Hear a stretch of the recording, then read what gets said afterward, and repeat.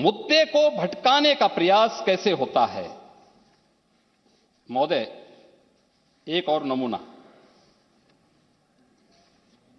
वह है बाबा साहब भीमराव अंबेडकर की बात कर रहे थे ना, 12 से 17 के बीच में क्या हुआ था तो हर व्यक्ति जान ही रहा है।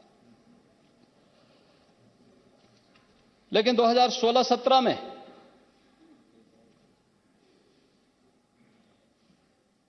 अनुसूचित जाति और जनजाति के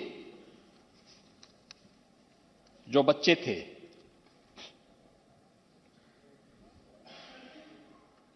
उस समय 21,21,629 छात्रों के लिए तत्कालीन सरकार ने उनकी छात्रवृत्ति रोक दी थी।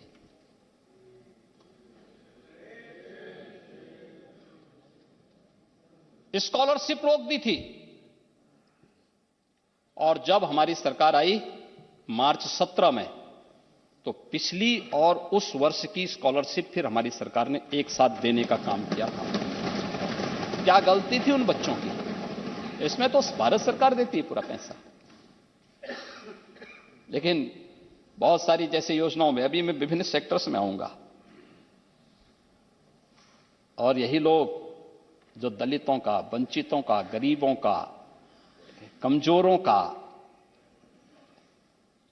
निरीह, गरीब, कमजोर, वंचित, पिछड़े, इन सबके हक पर पूरी तरह डकैती डालने का काम करते थे, वही जब कुछ नहीं चलता है तो फिर जाति जाति जाति ये सब चलाने लगते हैं। महोदय, ये बड़ी विचित्र सी स्थिति है। कोई मुद्दा ना मिले तो उसी को फिर उठा करके और फिर समाज के ध्यान को हटाने का प्रयास होता है। विकास के मुद्दे से, डेवलपमेंट के मुद्दे से, निवेश के मुद्दे से जनता के ध्यान को हटाने का प्रयास होता है। और यही तो हो रहा है, यही करने का प्रयास हुआ। महोदय, प्रदेश के अंदर वित्तीय प्रबंधन का और नमूना मैं देता हूं। 2016-17 में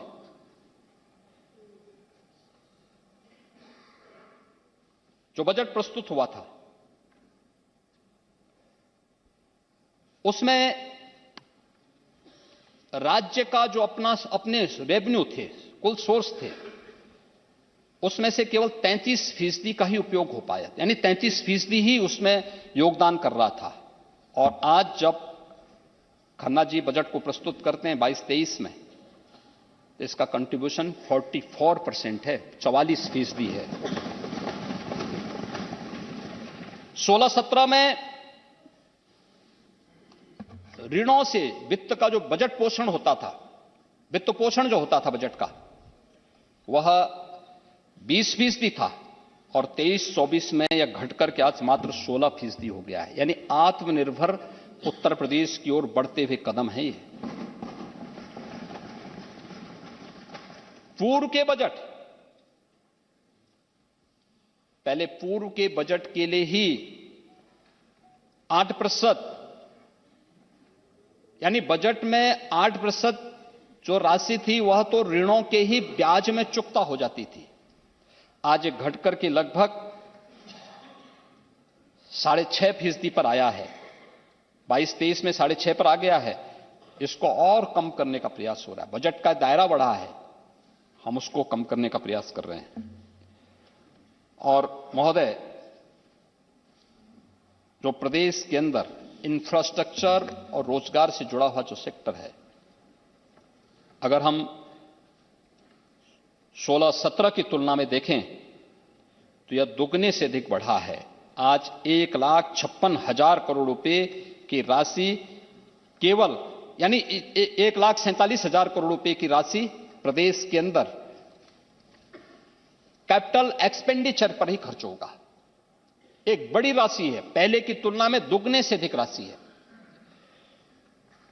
और प्रदेश के अंदर निर्यात, कल कह रहे थे नेता विरोधी दल कि ओडीओपी क्या हो गया ये?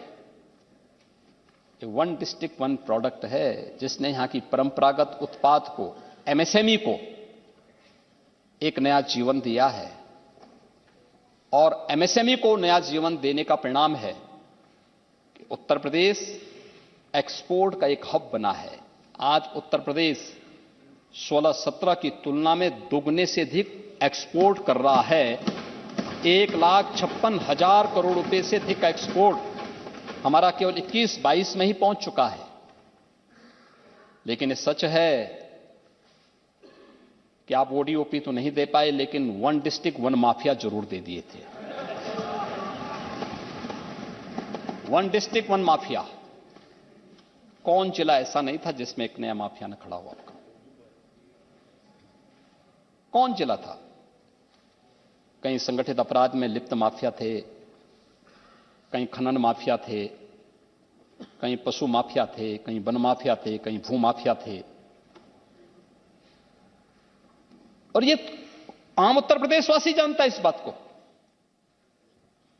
आम उत्तर प्रदेशवासी इस बात को करता है।